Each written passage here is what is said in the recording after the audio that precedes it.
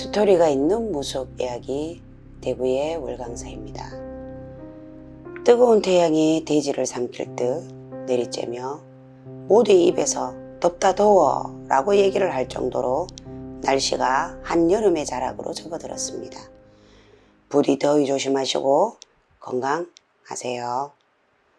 그럼 신기한 무속 이야기의 세계로 여행을 떠나보실까요?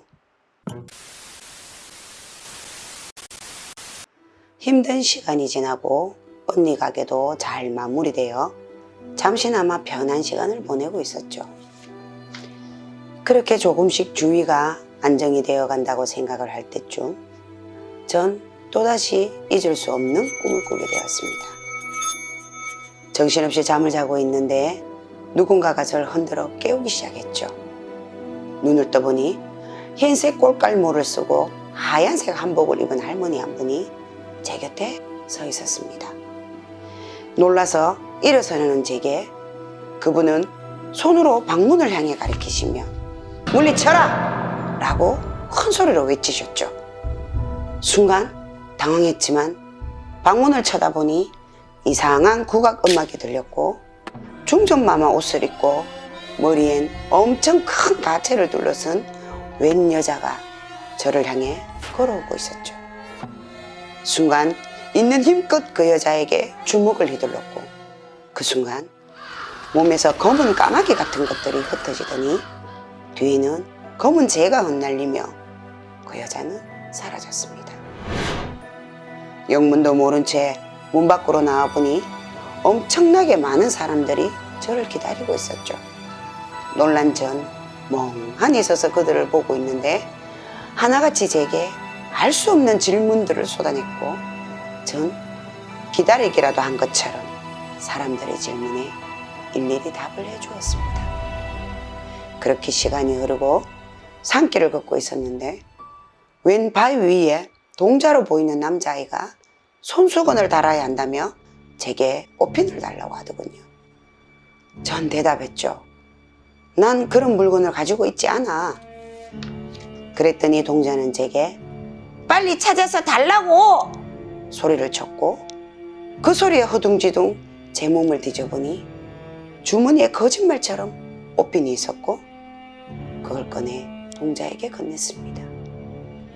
해맑게 웃던 동자는 옷핀을 받아들어 자기 옷에 손수건과 함께 걸어 착용한 후 알 수 없는 미소를 제게 보내며 이게 네 이름표야! 라는 말과 함께 연기처럼 사라졌습니다. 그렇게 또 길을 걷고 있는데 갑자기 하늘의 문이 열리는 듯 하더니 구름을 타고 낯선 남자 2명이 제 곁으로 다가왔습니다. 그중 한 사람은 심부름을 하는 사람 같았고 또 한 사람은 느낌의 높은 위치에 있는 사람 같아 보였죠. 잠시 후 높으신 분이 제게 다가와 제 몸의 냄새를 맡기 시작했습니다. 그러더니 갑자기 불같이 화를 내시며 제게 하시는 말씀이 이년아 돈 냄새가 지독하구나 그러시곤 다시 구름 위로 오르시더니 하늘로 올라가셨죠. 많이 당황한 전 그 순간 이대로 이분들을 보내면 안 되겠다라는 생각이 머리를 스쳤고 구름을 향해 소리를 질러댔습니다. 잘못했습니다. 용서해 주세요. 제가 그런 게 아닙니다. 그런데 제 목소리를 들으신 건지 다시 제 곁으로 오셨고 전 주위를 둘러보기 시작했습니다. 그런데 엄마가 보였고 웬 깡통 같은 걸 들고 계셨죠. 전 한치의 망설임도 없이 엄마 곁으로 가서 깡통을 확인했습니다. 그런데 아니나 다를까 깡통 속에는 돈뭉치가 잔뜩 들어있었고 전 주지하려는 엄마에게서 간신히 깡통을 빼들어 몽땅 불을 질러버렸습니다. 그 모습을 지켜보시던 두 분이 온화한 웃음을 지으시곤 저에게 다가왔고 그중 보좌관 같은 분이 제게 대고 속삭였죠. 저분은 광명관세음이니라 앞으로 힘든 일이 있거든 간음님을 찾으며 정진해라. 라는 말씀과 함께 다시 하늘 위로 떠나셨습니다. 그리고는 갑자기 세상이 환해지더니 수많은 사람들이 몰려와 한 곳을 향해 절을 올리며 예를 갖추고 있었습니다. 저 또한 그들을 따라보니 그곳엔 부처님이 계셨고 제기에 이것이 네가 가야 하는 길이니라. 그 소리에 전 꿈에서 깨어났고 무언가 알 수 없는 가슴이 요동을 쳤습니다.